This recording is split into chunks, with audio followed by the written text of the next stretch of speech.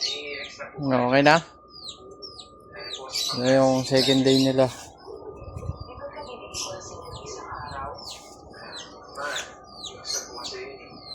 Portable na lang yan. Ikot ka kasi.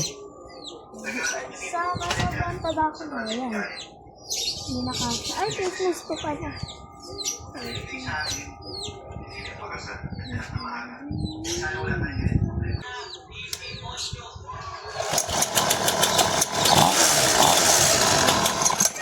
Sige, ako na mag-start. Sige.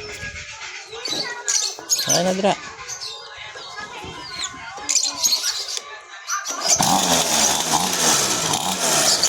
Ingat. Ayan. Sige na, baon nyo, ha. Sige na.